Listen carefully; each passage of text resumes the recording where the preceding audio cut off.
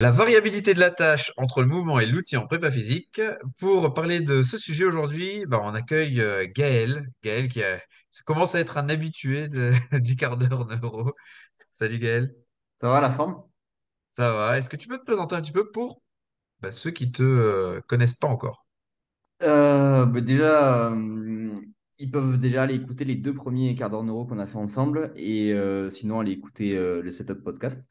Pour résumer, moi, je suis préparateur physique, moniteur de vélo et du coup, j'essaie de comprendre comment on peut optimiser l'humain avec les différents outils qu'on a à notre disposition. Ok, super. Alors quand tu parles d'optimiser l'humain, tu parles d'optimiser l'humain de quelle manière, dans quelle branche? Quel est ton objectif quand tu parles d'optimisation de l'être humain? En fait, ce que je me rends compte, enfin, en fait, ce qui est drôle, c'est que tous nos choix ou toutes les orientations qu'on prend, elles sont liées à des problèmes qu'on a rencontrés et sur lesquels on a dû trouver des solutions pour les régler. Et quand on parle d'optimisation, c'est, si tu veux, c'est déjà s'intéresser au comment fonctionne l'humain. Et Mhm. comment fonctionne l'humain, en fait, c'est pas ce qui marche bien, mais c'est ce qui marche pas ou ce qui peut être amélioré. Donc, en fait, quels sont les facteurs limitants de la performance chez un athlète? Et en fait, moi, c'est ma manière de voir un peu mon système d'accompagnement des athlètes. C'est que je prends l'athlète, je le screen et je vois en fait, je détecte les facteurs limitants sur l'ensemble des domaines parce que et après on le réfère ou on travaille en équipe. Mais du coup, c'est quels sont les facteurs limitants, on les normalise et après on les optimise. Ok. Qu'est-ce que tu utilises comme screening type, on va dire, pour tes athlètes? J'en ai essayé plein, je les ai fait évoluer au fil du coup des expériences et de ce qui fonctionnait bien et ce qui avait du feeling. Le gros screening, c'est un bilan inspiré la bonne RNP comme vous faites, où on croise un peu les bilans oculomoteurs pour l'entraînement oculomoteur, le fonctionnement en fait de tous les centres de décision et de gestion du mouvement. Ok, ça marche. Et qu'est-ce que tu utilises du coup comme outil sinon aussi pour venir affiner ton screening et ce que tu veux aller voir après chez l'athlète, ce que tu attends en tout cas comme ratio dans son développement sportif. Et là, en fait, on en vient du coup dans la suite où en fait, on avait des athlètes qui étaient très bons, qui avaient tous les prérequis pour fonctionner. Mais il faut pas oublier notre boulot, on est prépa physique. Donc en fait, le but, c'est quand même de développer et d'avoir les outils de manière avec les outils enfin, sur lesquels on peut intervenir en salle de musculation ou dans sa discipline. Et en fait, c'est là où j'en suis venu du coup à développer l'ISO inertiel parce que pour moi, c'était un des outils les plus complets de screening. On parle beaucoup de développement avec l'ISO inertiel, mais c'est pour moi, et enfin, les outils sur le marché sont pas suffisamment complets pour pouvoir en fait faire ça. Ils amènent pas assez de données ou pas de la bonne manière. Et c'est pour Mhm. ça que j'en suis venu à créer la flywheel conique. Mais ça, pour ceux qui veulent plus d'infos, ils peuvent aller écouter le quart d'heure neuro sur l'ISO inertiel ou aller voir sur cette performance. Mais du coup, l'ISO inertiel, pour moi, c'est un outil principal de screening du mouvement et des qualités musculaires. Parce qu'en en fait, on regroupe les trois phases du mouvement, les trois régimes de contraction, et que en fait, ça nous donne en fait la gestion du signal. Et, euh, Ok. et du coup, en fait, on a un signal en salle de musculation, et après, on a des outils, notamment des capteurs d'acquisition de mouvement qu'on peut mettre dans la discipline. Et du coup, ça nous permet de faire un lien. Et ce lien, en fait, c'est le signal moteur. Ok. Et là, avec ta machine isonertielle, tu arrives à relier sur ton programme les capteurs justement que tu vas placer dans l'entraînement spécifique avec les données que tu as sur la machine? Ouais, pas dans le même logiciel, parce que l'interface, là, ça demanderait beaucoup de développement. Mhm. Mais par contre, on arrive à avoir les courbes et les tendances, les chiffres. En fait, on arrive à comprendre comment l'athlète bouge. Le capteur, il nous donne une accélération angulaire, le placement d'un bras, un angle, une vitesse, une accélération. Et au final, c'est la même chose qu'on aura sur un pattern de poussée, un pattern de tirage, un pattern d'une chaîne musculaire qu'on va screener à l'iso inertiel. Et du coup, on arrivera à voir comment ça fonctionne de manière analytique Et par analytique, je parle dissocié de la discipline. Mhm. Et comment on réagit de manière, du coup, dans la discipline, parce que on sait que le contexte et l'environnement, ils créent du bruit. Et en fait, l'une des qualités des grands athlètes, c'est la capacité à s'exprimer correctement dans son environnement et pas que dans des situations d'entraînement.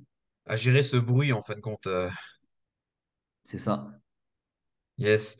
Et, et du coup, vas-y, explique-nous un petit peu, dans ta vision de la préparation physique, quels sont les différents petits curseurs que tu peux ajuster pour gérer au mieux le bruit qu'il y a entre, on imagine bien, hein, quelque chose de dissocié qui va se faire plus dans une salle fermée, etc. Et par exemple, toi, qui as une discipline qui est très outdoor, parce que tu fais du VTT, et, comment tu arrives à recréer quelque chose de fluide, cohérent pour l'athlète?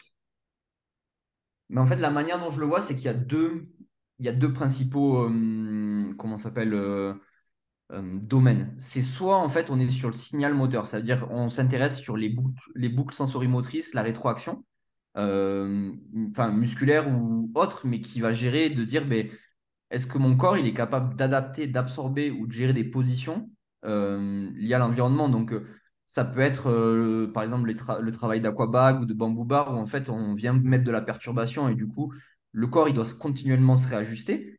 Mais ça peut être sur de la course à pied, sur un terrain de foot, enfin, où en fait l'athlète il va glisser sur le terrain et du coup il va devoir se réajuster. En fait, tout ça c'est de la perturbation du signal moteur, puisque la boucle de rétroaction, en fait, elle est simplement en train de travailler et de machiner. Et après, il y a l'autre facteur qui est le facteur perception environnement, mais au sens large, parce que on a la perception de l'environnement avec l'organe visuel ou tout ce qui est proprioception, etc. Que pour moi, je dissocie un peu du musculaire, même si le pont, il se chevauche, la proprioception, elle est sur les deux domaines. Mhm. Euh, mais on a aussi l'aspect environnement, pas que terrain, mais psychologique et tout ce qui va avec, où on sait que la gestion des enjeux, la gestion d'avoir des adversaires, la prise de risque, la notion de prédictibilité et de danger, qu'elle soit subjective ou pas, parce qu'on sait que elle dépend, c'est une notion qui est dépendante, athlète dépendante, ça nous permet en fait de perturber, enfin, en fait, ça se traduit par du bruit dans le signal. Ouais, parce qu'au final, est-ce que être, attention, question philosophique, est-ce que être performant, c'est être quelque part en insécurité parce que ça te permet d'être plus, tu sais, comment dire, ouvert au niveau de tout ce qui va se passer autour de toi, tu vois? Et donc, du coup, de laisser quand même une part d'insécurité pour que le système, en permanence, il essaye tu sais, d'être le plus performant, comme un système de survie, tu sais. Tu seras Mm. jamais aussi performant que si un loup essaye de te bouffer pour partir en courant, tu vois. Ou est-ce qu'on essaye d'apporter le plus de variété possible dans l'entraînement afin de diminuer ce risque d'insécurité lié au mouvement, à l'environnement et, et d'apporter un peu plus de confiance à l'athlète. Alors, tu vois, on est entre est-ce que je crée de la prédiction ou est-ce que je crée plus de la survie pour essayer d'améliorer mes compétences? Ouais. Et c'est là où en fait, on va voir que c'est la manière de le périodiser ou de le planifier. C'est en fait tout l'étage du boulot de l'entraîneur, en fait, tous les seuils d'anticipation et de création de séances qui vont jouer. Et ça, en fait, il faut que ça soit individualisé pour l'athlète parce que on sait que, enfin, on parle régulièrement de la roue phylogénétique, mais selon l'état de l'athlète, il aura besoin d'une chose plus que d'une autre. Selon l'état de son système et de ses entrées sensorielles ou de ses capteurs, peut-être qu'il aura besoin d'une chose ou d'une autre. Son environnement, j'allais dire, alimentaire ou son passé émotionnel, on sait que ça va jouer une chose ou une autre. Toutes ces choses-là, en fait, elles vont contribuer. Et ça, il faut réussir à faire un vrai screening de l'athlète pour réussir à le connaître, à le comprendre, pour pouvoir en fait être juste derrière, enfin être en arrière-plan, le laisser s'exprimer et juste manipuler les curseurs au bon moment et Ouais. dans la dose qu'il est capable de tolérer. Et Bon, on est ça, d'accord que de toute façon, oui, il faut pas qu'ils se sentent en insécurité parce que sinon, ok, il va beaucoup donner, mais peut-être qu'il n'arrivera pas à tenir sur le temps. Mm. Mais par contre, dans ces trous phylogénétiques, comme tu disais, il faudrait réussir, en fin de compte, presque à l'entraîner dans chaque domaine de la trou phylogénétique quand il rencontre la problématique pour pouvoir bah, créer une nouvelle prédiction et être performant à ce moment-là. Et, euh, et du coup, quel type de... Parce que tu parlais de signal, quel type de signal est-ce qu'on peut venir apporter à l'athlète pour vraiment l'aider à passer ces différentes étapes, à vraiment créer cette prédiction au niveau du cerveau? Mais déjà, en fait, moi, je le vois plus dans l'autre sens. C'est déjà réussir à le détecter parce que c'est tellement complexe et en fait, aller dans enfin, prendre le problème à l'envers, c'est plus facile que d'aller dans le sens. Par exemple, c'est de se dire, mon athlète, en, il est en flight. Et Hmm. bizarrement, sur tous mes ratios de force et mes capteurs de position, ben en fait, je vois que j'ai des déficits des extenseurs, je vois que en fait, ces chaînes de flexion, etc. Du coup, c'est de dire, ah ouais, en fait, psychologiquement, je le vois comme ça. Sa manière de bouger, j'ai des datas, sa force, sa vitesse, sa puissance de ces chaînes de mouvement, elles sont comme ça. Il n'a pas de derrière ses timings et ses temps de mouvement de son signal. La sinusoïde de son signal, elle est avec tel écart type et ça, en fait, on arrive à le déceler. Et du coup, on dit, OK, en fait, le déficit, il est comme ça. Et l'avantage, c'est que comme on a les outils pour comprendre ben, la base et la fondation ben, des chaînes de flexion, des chaînes d'extension, euh, les liens entre le psychologique, le physique, le musculaire, le capteur qui, en fait, ça va pouvoir orienter notre intervention pour réussir à normaliser, ou du moins à permettre à l'athlète de retrouver une situation de déficience, parce que on sait que la performance, elle passe par l'efficience. Et ça, après, on va le mettre en relation avec l'objectif de la séance et les qualités à développer, parce que là, on s'intéresse à un humain, mais le but, c'est que le mec, il court, il marque des buts, il arrive premier sur une course. Enfin, c'est ça la base. Mais du coup, moi, je le vois plus de cette manière. Et en fait, avant, je prenais très peu de data parce qu'en fait, je savais pas comment les utiliser. Et pour moi, je perdais du temps. Maintenant, le fait d'avoir ce background de savoir comment fonctionnent les choses, en fait, maintenant, j'ai besoin de ces datas parce que ça appuie en fait l'arbre décisionnel ou du moins les intuitions que l'entraîneur et l'athlète a parce que l'athlète, quand on lui parle, il te donne des informations qui sont d'une richesse vraiment importante. Tu vois, Hmm. quand il te donne un retour. Et en fait, à partir de là, ben, avec les outils qu'on a, de l'iso inertiel, des réflexes archaïques, de la neurofonctionnelle, des exovestibulaires, enfin, de la musculation, enfin, toutes les méthodes de musculation qu'on connaît ou toutes les choses comme ça derrière, en fait, ça nous permet juste de comprendre l'impact de chaque outil sur l'athlète, puisque chaque outil influence le signal. Ok. Ouais, c'est super intéressant. C'est vrai que ouais, ce qui m'a vraiment marqué, c'est quand tu parlais du bruit là tout à l'heure. Ce bruit, en gros, c'est bah, qu'est-ce qui va se passer et qu'on ne maîtrise pas forcément, tu sais, le jour de la compétition. Qu'est-ce qui fait que ça va être le facteur de performance plus pour l'athlète? Parce que dans ce bruit, comme tu disais si bien tout à l'heure, tu as le stress, tu as l'alimentation, enfin, il y a tout, plein de choses autour là qui viennent partager à ça. Je sais qu'on peut vraiment euh, placer l'athlète dans des conditions déjà un petit peu dégradées avec l'entraînement. Et jusqu'où on pourrait aller, alors je me permets de te le dire parce que je sais que tu t'intéresses beaucoup à la roue phylogénétique, etc. Jusqu'où tu penses qu'on pourrait aller avec l'athlète vraiment pour le pousser avec ce bruit, tu sais, dans son entraînement? Est-ce qu'il y a une Ouais. limite? Est-ce que ça va être l'outil? Est-ce que ça va être l'environnement? Hum, j'ai envie de te dire, ce qui est sûr, c'est que la limite, il n'y en a pas. Parce qu'on sait que l'humain, il s'adapte, mais par contre, ça va jouer sur la progressivité de l'exposition, qui va falloir être vraiment prudent, parce qu'on sait que quand ça crache, ça met vraiment du temps à récupérer et on peut faire vraiment n'importe quoi. Du coup, pour l'instant, avec des athlètes peu expérimentés, parce que cette manière de fonctionner, ça demande des années de fonctionnement, Ouais. parce que c'est quand même je vais dire, un peu une. une introspection aussi pour l'athlète de comprendre comment ça fonctionne et que s'il n'est pas capable de voir les choses lui-même, nous, on ne peut pas forcément aller au-delà des données qu'on récupère. Et je pense que là-dedans, après, on a des curseurs qu'on arrive à mettre en place avec des séances types, des tests. Et donc, du coup, on a nos limites hautes et basses de notre signal. On a des durées d'exposition à partir du moment où ça se dégrade et on a des curseurs de pourcentage de perte où on sait que à partir de temps, on a 10% de perte. OK, qu'est-ce que ça cause 10% de perte, de déficience du signal ou d'augmentation du bruit? En fait, ça, on peut le mesurer nous en tant que en séance. Et après, c'est de là de se dire, ben, est-ce que j'ai d'autres outils? Parce que ben, on sait que aujourd'hui, la fatigue, c'est quelque chose qui Hmm.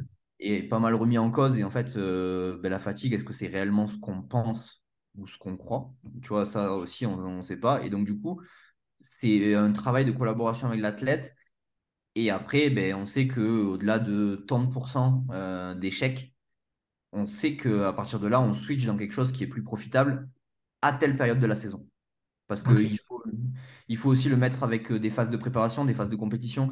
On va pas faire les mêmes choses et les mêmes explorations, ou même, ouais, c'est ça, exposition. Ou... Ouais, en fonction de la période de la saison, et des échéances qui arrivent, quoi. Ouais, c'est ça. Yes. Ok, super intéressant. Je pense qu'on a un peu dérivé, mais dans le fond, j'aime bien cette philosophie de variabilité de la tâche. Euh, Romain parle souvent, tu sais, dans la variabilité de la tâche de tout ce qui est euh, entraînement différencié, tu sais. Mm. Et, euh, et je trouve ça vraiment intéressant parce qu'en fin de compte, l'objectif, ça va être de créer le plus de prédictions possible parce qu'on ne sait pas ce qui va arriver justement sur la phase de compétition. Et là où moi j'ai mon côté curseur survie tu sais, qui vient me titiller, c'est me dire, OK, jusqu'où on peut monter la tension qu'il y a autour de l'athlète. C'est pour l'emmener progressivement vers, OK, plus ça va être dégradé et plus je vais m'y adapter, plus je vais être facile le jour de l'événement parce que j'aurai été prêt à tout et à toute intensité, tu vois. Donc, Mm. euh, donc voilà, voilà. Ouais, c'est ça. Euh, Toi, avec la machine ISO inertielle, je sais que tu fais énormément de choses, que tu peux collecter énormément de data. Euh, Comment tu peux réussir à venir quantifier, tu sais, la variabilité justement de la tâche avec la machine iso-inertielle. Parce que si tu changes et que tu adaptes à chaque fois un mouvement différent, tu sais, quand je sais pas, je dis un exemple tout bête, hein, peut-être que je raconte une bêtise, mais tu veux faire un tirage. À chaque fois que tu vas changer ta manière de faire le tirage pour apporter de la variabilité, est-ce que toi, tu arrives à quantifier justement un seuil de variabilité, de progression, Mm. etc. Ouais, c'est ça. Mais en fait, le signal, si tu veux, il a une amplitude, il a une fréquence. Hmm. Et à partir de là, en fait, maintenant, on sait que des variations de tant de pourcents, elles sont tolérables, bénéfiques. Et à partir d'un certain seuil, de tant de pourcents, ben en fait, on met juste le bordel dans le système, mais l'athlète, il est juste en échec. Et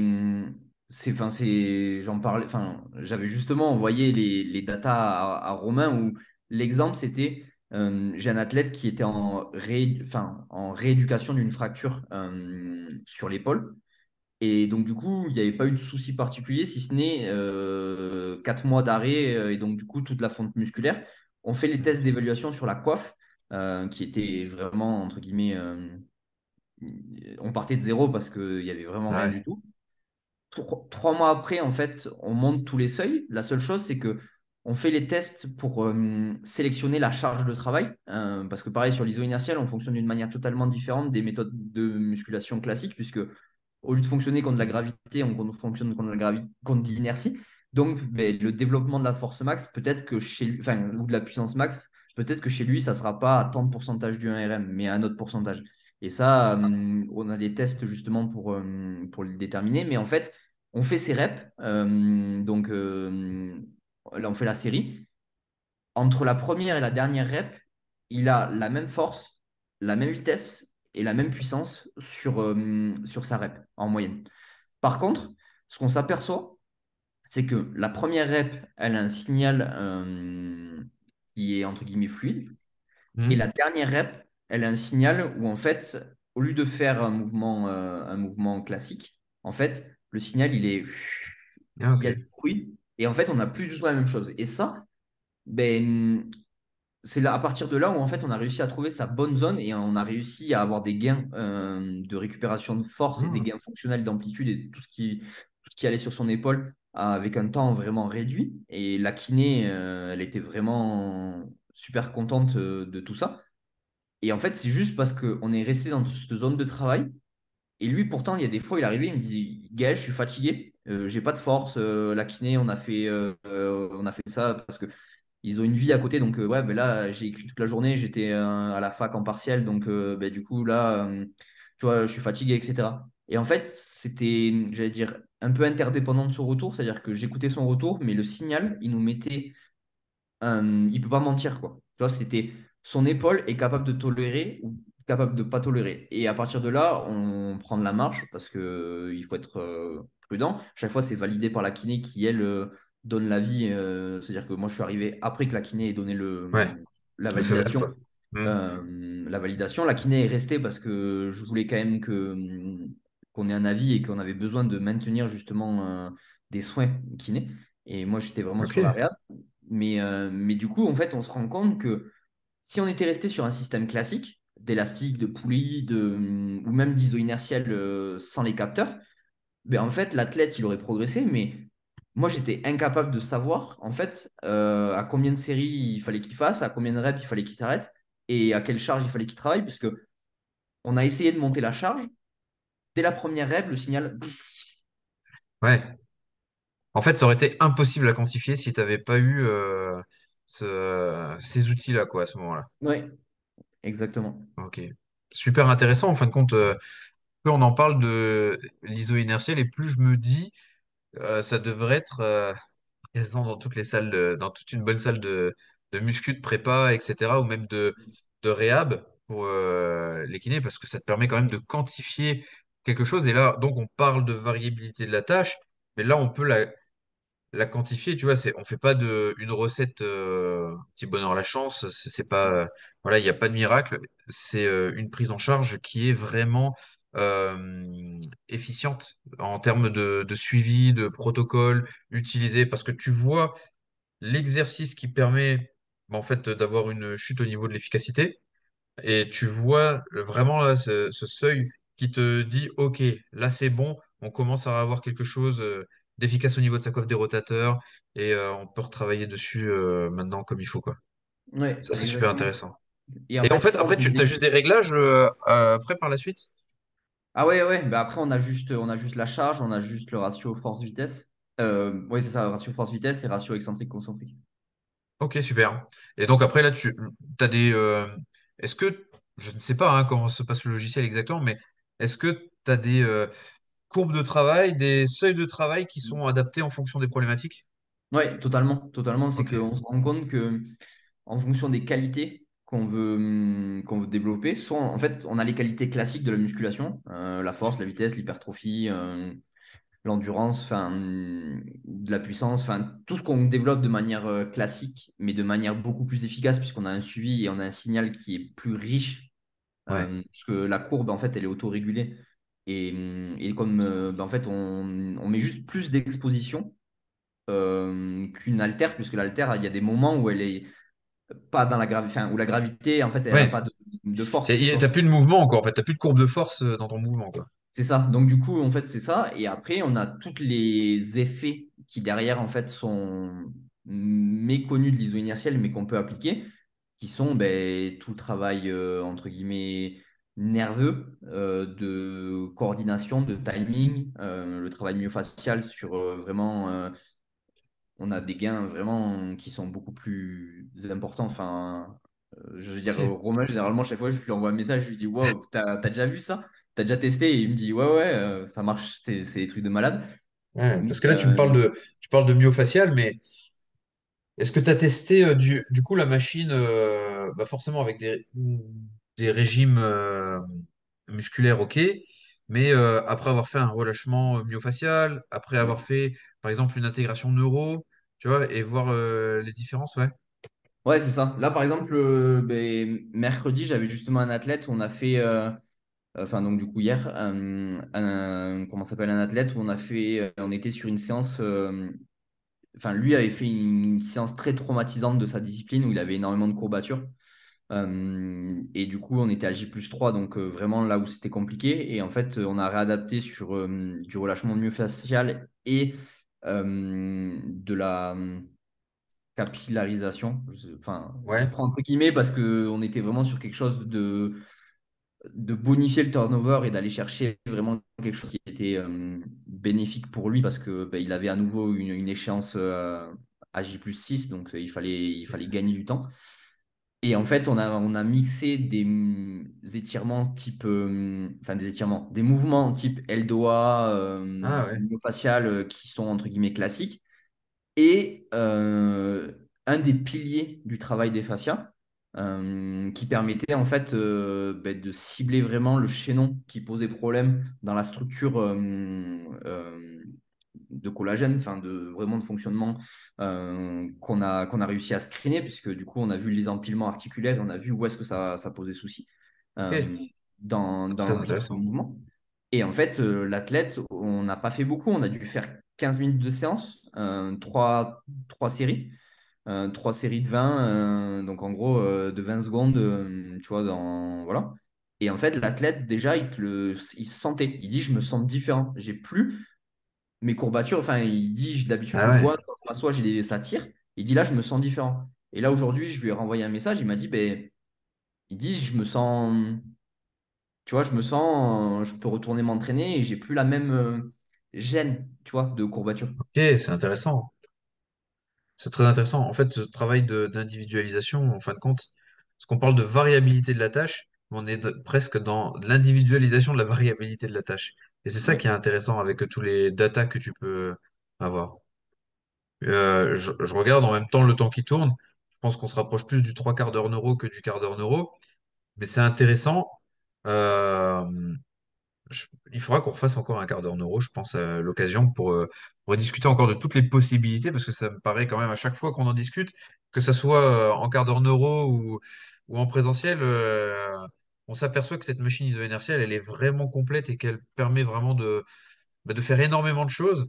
Euh, et peut-être parce qu'en fait, compte, ça a été développé par toi, un préparateur physique de terrain qui avait besoin de data. Et c'est peut-être pour ça qu'on retrouve des datas comme ça qu'on ne retrouverait pas forcément ailleurs. Donc, c'est super intéressant. Mais avant de finir, euh, est-ce que toi, tu aurais un conseil à donner par rapport à la thématique du jour, la variabilité de la tâche, justement, entre ce qu'on veut produire à la fin, un mouvement efficient et peu importe les outils qu'on peut avoir en prépa physique. Est-ce que tu as un conseil à donner aux gens?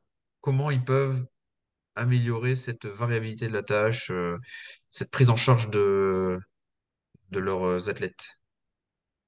Ben, je sais pas comment on pourrait l'expliquer, mais c'est de ne pas retomber dans les dogmes ou tu vois ce que je veux dire, les mythes. C'est de dire, pour faire ça, il faut faire ça. Tu vois? Mm. En fait, c'est tout le contraire. C'est que pour faire ça, peut-être que la meilleure solution pour toi, on peut essayer ça. Tu vois? Et de se dire, ben, l'entraînement, c'est quasiment que de l'essai. On a juste des données qui valident les essais en échec ou en réussite à l'instant T parce qu'on sait que ça évolue et que peut-être ce qui a marché à un moment ne marchera pas à un autre moment. Mais du coup, c'est de se dire, OK, je prends du recul sur les choses que je dois faire, sur la logique de mon activité, parce que on en discute tout le temps, mais à un moment donné, tes footballeurs, ce qui fait gagner des matchs, c'est marquer des buts. On s'en Mm. fout que tu changes de direction bien ou que tu aies développé 50 kilos de plus à ton squat, en fait. Tu vois, le but, c'est marquer des buts. C'est ça qui fait gagner un match. Mm. C'est rien d'autre. Donc, du coup, c'est de se dire comment je peux faire pour améliorer. Et par contre, derrière, tu prends ton arbre décisionnel et d'analyse. OK, pour marquer des buts, ben ouais, il faut courir vite parce que je suis à tel poste. Qu'est-ce qui me fait courir vite? Telle chose, telle chose, telle chose. Qu'est-ce qui me fait ça? Et là, après, on va prendre les outils qu'on a. mais du coup, c'est là-dessus où le conseil pour moi, c'est prendre du recul et j'aime pas dire être intelligent, mais tu vois, c'est de se poser des questions et de pas avoir peur de se tromper parce que c'est comme ça qu'on va essayer en fait. C'est comme ça qu'on Ok. va. Enfin, l'entraînement, c'est suffisamment flou. Les gens, ils veulent nous faire croire que l'entraînement, c'est hyper carré, que tout le monde sait, enfin, qu'on a des connaissances et des recherches à la pointe. L'entraînement, pour l'instant, on n'a encore rien découvert dessus. Donc, Hmm. ben, je Et- pense qu'à mon avis, teste, continue d'essayer. Discute avec les gens parce qu'il y a des gens qui ont essayé avant toi et qui ont quand même de l'expérience à partager. Et il y a quand même des recherches, il ne faut pas non plus les oublier. Mais par contre, c'est de se dire, ben, il y a ça qui fait, moi, comment je fonctionne. Et, et tu vois, et être un peu, se dire, ben, si ça marche pas, c'est pas grave. Mais par contre, pourquoi ça n'a pas hmm. marché? Donc en fin de compte, ouais, pour résumer, le conseil, ça serait ben, laisse-toi l'opportunité d'apporter justement cette variabilité dans tes tâches d'entraînement que tu fais régulièrement, quoi. Ouais, exactement. Super. Ben écoute, merci beaucoup Gaël. On peut te retrouver sur Instagram, Gaël Faury, ou sur Setup. C'est Top Performance Instagram, Facebook ou le site internet. Super. Et voilà. Et après, au plaisir, bah, du coup, n'hésitez pas si vous avez des questions. Je serais ravi de Ouais. discuter avec Et vous. puis tu es assez disponible parce que je sais que tu fais beaucoup la tournée des grands clubs de sport connus, un petit peu pour aller présenter la machine. Donc voilà, n'hésitez pas à appeler Gaël si vous avez besoin, parce que Gaël est quelqu'un de très disponible. Voilà. Merci Ouais. beaucoup. Bah, avec plaisir. Merci. À bientôt.